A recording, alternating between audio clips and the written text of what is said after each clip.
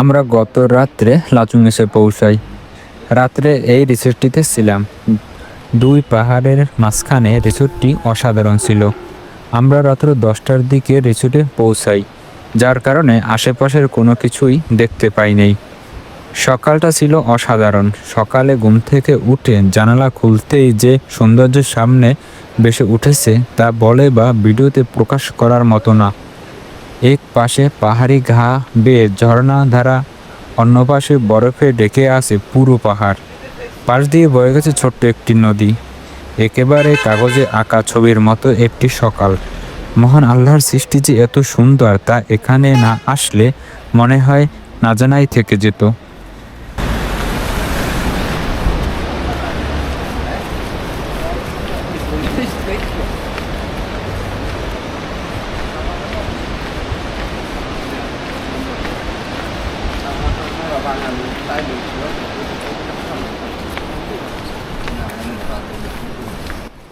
রিসোর্টে বসে প্রচণ্ড পানির গর্জন শোনা যাচ্ছিল। তো আমরা সকালে পানির গর্জন শুনে খুঁজতে গেলাম কোথা থেকে এত গর্জন আসছিল।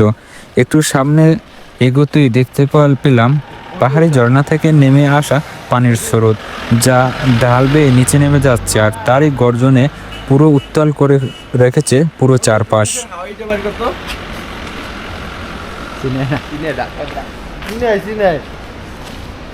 দেখা যায়, অনেক সুন্দর দেখা যায়। কি যে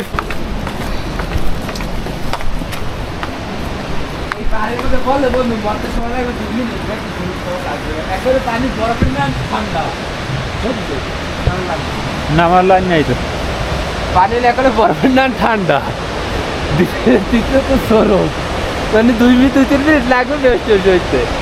হাই বন্ধুরা, নামটা পাবলি হয়েছে ওটা ফলো করতে হবে। পাথর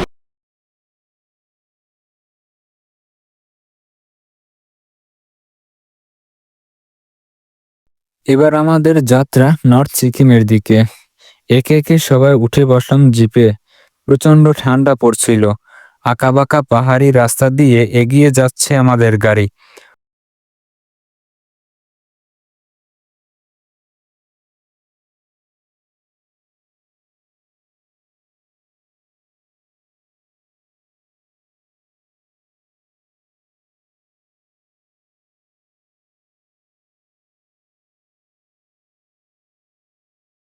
যত দূর যাচ্ছে ততই যেন সৌন্দর্য ফুটে উঠছে।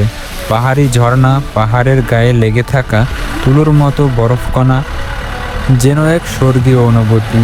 পাহাড়ের সৌন্দর্য আপনি না গেলে কখনোই বুঝতে পারবেন না।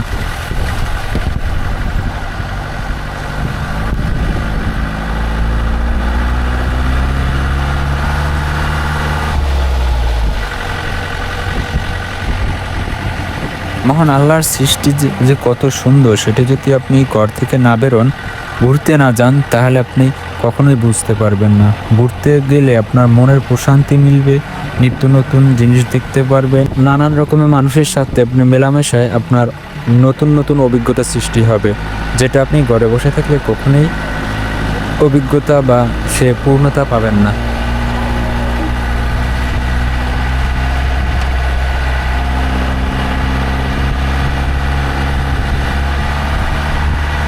পাহাড় বেয়ে গাড়ি আস্তে আস্তে উপরের দিকে উঠতেছিল। বায়ুর চাপ প্রচণ্ড বাড়তেছিল, যে কারণে আমাদের কানে প্রচণ্ড চাপ সৃষ্টি হচ্ছিল। এটি আস্তে আস্তে ঠিক হয়ে গেছে, কিন্তু প্রথম যখন উপরে ঢাল বেয়ে উপরে উঠতেছিল, কিছুক্ষণ পর পর আপনার কান শব্দ দিয়ে যাবার পরিস্থিতির সৃষ্টি হয়েছিল।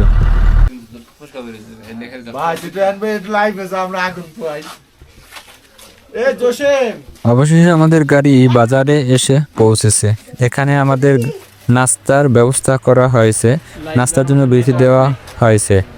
আমরা সকালের নাস্তা সেরে নেব এখানেই। এখানে আমাদের জন্য পাউরুটি গরম করা হয়েছে এবং সাথে জেলি দেওয়া হয়েছে, যেটি আপনার প্যাকেজের সাথে অন্তর্ভুক্ত থাকবে। এর জন্য কোনো চার্জ নেওয়া হবে না। আর যদি আপনি বাড়তি কিছু খেতে চান, স্যুপ বা লুডুস অন্য কিছু যদি এখান থেকে খেতে চান, অবশ্যই আপনাকে সেটা নিজে কিনে খেতে হবে বা নিজের খরচ বহন করতে হবে। তাছাড়া আপনার সকালের নাস্তা, রুটি এবং জ্যাম বা জেলি এটা আপনার প্যাকেজের সাথে অন্তর্ভুক্ত থাকবে। যে পর্যন্ত থাকবো ওই পর্যন্ত খাইবা।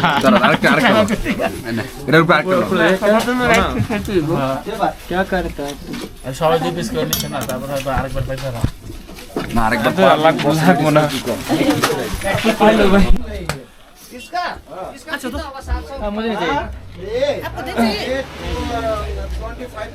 যেখানে আপনার নাস্তার ব্যবস্থা করা হবে ওখান থেকেই আপনি বরফের পাহাড়ে ওঠার জন্য বুট, গ্লোভস ও জ্যাকেট পেয়ে যাবেন। আপনি বরফের পাহাড়ে যদি উঠতে চান তো অবশ্যই আপনাকে বুট এবং গ্লোভস নিতে হবে, কারণ প্রচণ্ড ঠান্ডা। আপনি না হলে বরফের পাহাড়ে উঠতে পারবেন না।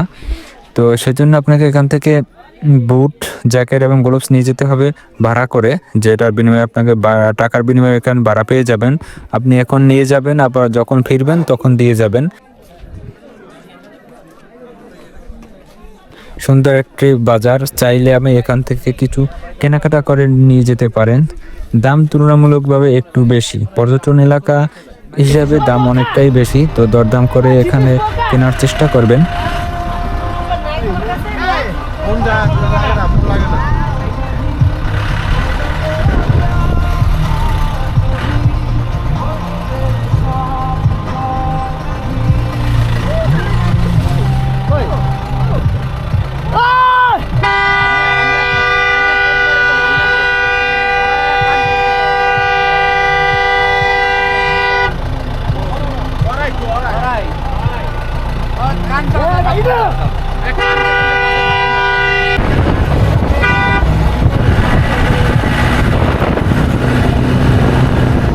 আমাদের গাড়ি আবার চলতে শুরু করলো নর্থ সিকিমের দিকে। মাঝে মাঝে রাস্তার পাশে থেকে দেখা মিলল ইয়াকের সেই বহুল প্রত্যাশিত বরফের ঢাকা পাহাড়, দেখা মিলল দূর আকাশে, যেন সাদা দবদবে মেঘ ধেয়ে আসছে।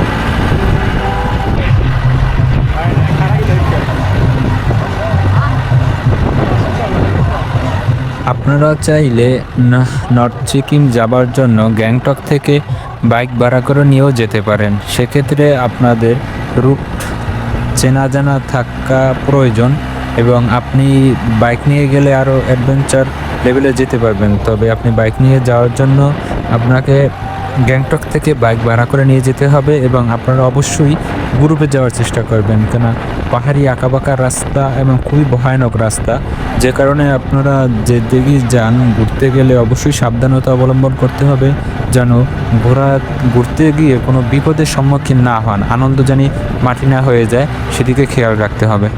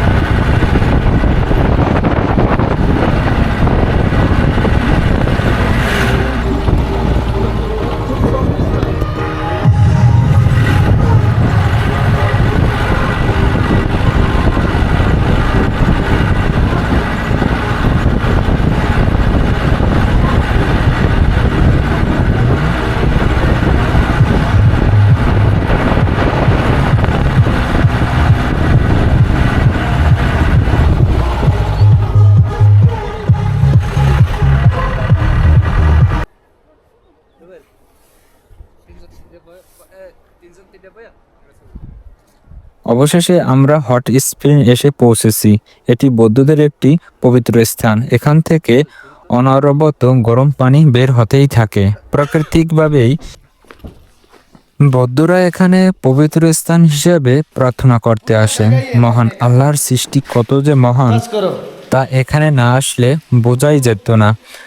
চারপাশে বরফে ঢাকা পাহাড় আর তাপমাত্রা এখন 10 ডিগ্রির কাছাকাছি, কিন্তু নিচ থেকে এখানে গরম পানি বের হচ্ছে। এটা মহান আল্লাহর যে কত নেয়ামত, কত সৃষ্টি সুন্দর, সেটা আসলে এটি না দেখলে বোঝার মতোই না। এই গরম পানি, প্রচণ্ড গরম পানি উঠতেছে এবং ধোঁয়া উঠতেছে, এটি খুবই একটা অবাক করার বিষয়, যেটা আসলে আপনি না দেখলে কখনো এটি বুঝতে পারবেন না।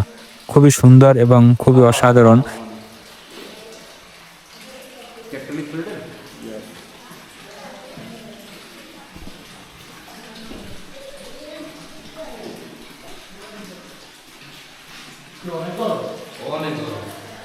ডাব উঠতে আছে, বুঝেন ওই যে ধোয়া উঠতে আছে।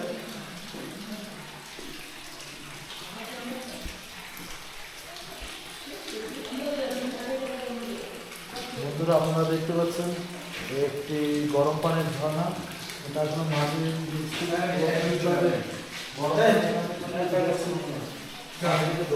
আমরা পাহাড়ের চূড়ায় এখানে আসলে যে এত গরম পানি এটা দুই পাহাড়ের মাঝখানে সমতল একটি জায়গায় এই পানিটি অনবরত উঠতে থাকে এবং প্রচণ্ড গরম। আর এই ঘরটি তৈরি করা হয়েছে এই গরম পানিটি স্থানটিকে সুরক্ষা করার জন্য, এবং এখানে বৌদ্ধরা এসে প্রার্থনা করেন এবং তাদের ইচ্ছা অনিচ্ছা যাই হোক এটা তারা এখানে প্রকাশ করেন, এবং তাদের এটি প্রার্থনালয়, এটা পবিত্র স্থান।